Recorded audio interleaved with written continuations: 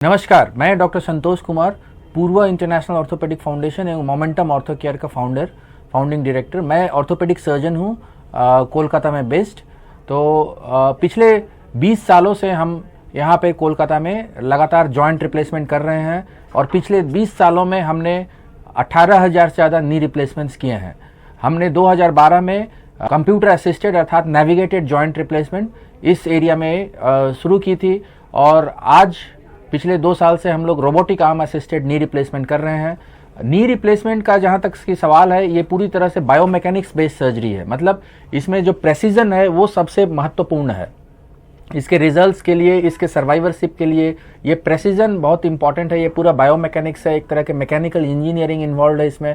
तो इसीलिए ये प्रेसिजन को लाने के लिए हम रोबोटिक आर्म आज यूज़ करते हैं। तो हमें ये कहते हुए काफ़ी गर्व होती है कि ये दुनिया की सबसे बेहतरीन तकनीक आज हम पूर्वी भारत में कलकत्ता में अवेलेबल मुहैया कराए हैं। और ये मोमेंटम ऑर्थो केयर चीज़ क्या है, मतलब ये कोई बिल्डिंग नहीं है, ये कोई हॉस्पिटल नहीं है, पर मोमेंटम ऑर्थो केयर हमारा टीम है जिसमें हमारे साथ और 12 ऑर्थोपेडिक सर्जन हैं और 40 पैरामेडिकल हेल्थ केयर प्रोफेशनल्स हैं। तो हम लोग सब मिल करके एक साथ काम करते हैं और इस तरह से किसी भी चीज़ को परफेक्शन को अचीव करने के लिए हम लोग एक साथ मिल के काम करते हैं। ये टीम वर्क से हम और बेहतरीन रिजल्ट्स ला सकते हैं और हमारा मोमेंटम ऑर्थो केयर यही है, ये हमारा टीम है। तो ये जो हम लोग रोबोट आजकल यूज़ कर रहे हैं जॉइंट रिप्लेसमेंट के लिए, ये एक एक्टिव और ऑटोमेटिक रोबोट है। ये क्यूविस सिस्टम है और इससे हम सब मिलीमेट्रिक प्रेसिजन अचीव कर सकते हैं। इसमें कटिंग कम होती है, मिनिमली इन्वेजिव होती है, ऑपरेशन के बाद दर्द बहुत कम होता है और रिकवरी एक्सेलरेटेड होता है। मतलब जिस दिन ऑपरेशन हो नेक्स्ट दिन से हम चला देते हैं और 2-3 दिन के अंदर में घर भेज देते हैं। तो ये एक बहुत ही एडवांस्ड सिस्टम है जिससे कि हम नी रिप्लेसमेंट, हिप रिप्लेसमेंट सब कर सकते हैं। हिप रिप्लेसमेंट के क्षेत्र में हम MIS तकनीक यूज़ करते हैं, मिनिमली इन्वेजिव सर्जरी जिसे बोलते हैं, जिससे कि नेक्स्ट दिन से हम चला सकें और रिकवरी बहुत फास्ट होता है। इसके साथ हिप रिप्लेसमेंट में हम डुअल मोबिलिटी हिप, सेरामिक और poly dual mobility hip use करते हैं, जिससे कि कोई भी इंसान हिप रिप्लेसमेंट के बाद पालथी मार के बैठना, ज़मीन पर बैठना, सब कुछ कर सके। नी रिप्लेसमेंट में भी बहुत सारे एडवांसमेंट्स हुए हैं। आज जो हम यूज़ करते हैं वो लो कॉन्टैक्ट स्ट्रेस नी है, LCS नी जिसे बोलते हैं, मोबाइल बियरिंग LCS नी। इससे आराम से पालथी मार के बैठा जा सकता है, ज़मीन पर भी बैठा जा सकता है और लो इम्पैक्ट एक्टिविटीज़ जैसे कि unrestricted walking, swimming, climbing, cycling, ये सारी चीज़ें नी रिप्लेसमेंट के बाद की जा सकती हैं। अब ज़्यादातर समय जो हमें क्वेश्चन मिलता है कि नी रिप्लेसमेंट की ज़रूरत किसे है, तो हमें ये बात को अच्छी तरह से समझ लेना चाहिए कि देखिए, नी ऑस्टियोआर्थराइटिस या कोई भी नी आर्थराइटिस जिसके कारण ज़्यादातर ये नी रिप्लेसमेंट्स होता है, तो ज़्यादातर ये समय के साथ होता है, पर कभी कभी ये कम उम्र में भी हो जाता है। तो नी आर्थराइटिस का प्रॉब्लम ये है कि इसका कोई दवाई नहीं है, मतलब ये जितना समय जाएगा बढ़ते जाता है। तो 2 तरह की चीज़ें होती हैं, एक है दर्द और दूसरा है डिसबैलेंस।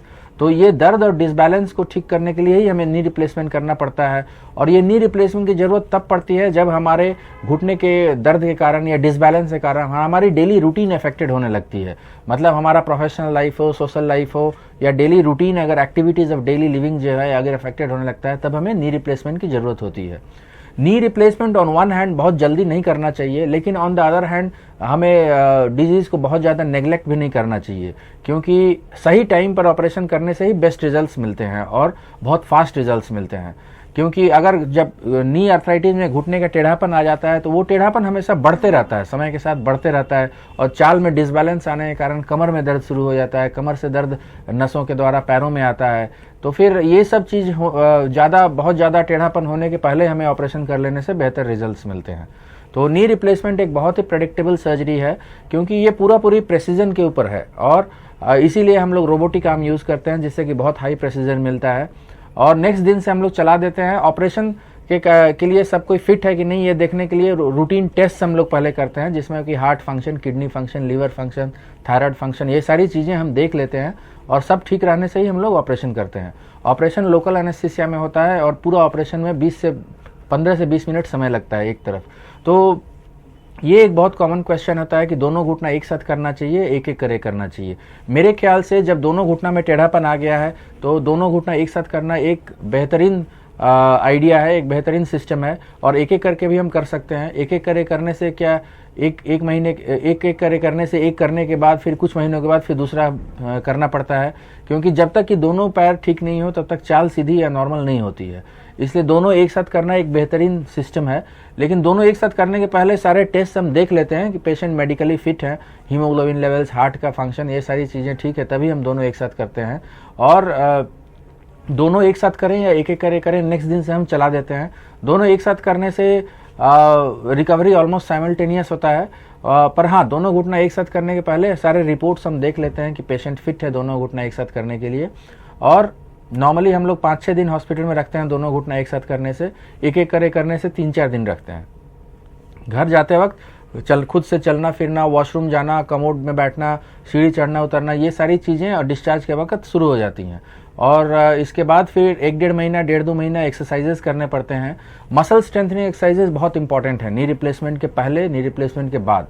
ये एक्सरसाइजेज, मसल स्ट्रेंथनिंग एक्सरसाइजेज हमारे घुटने का जो मसल है, उस जो सबसे इंपॉर्टेंट मसल है, सामने का जो मसल, थाई मसल है, जिसे हम क्वाड्रिसेप्स बोलते हैं, तो इसका एक्सरसाइज हमें ऑपरेशन के पहले से ही शुरू कर देना चाहिए।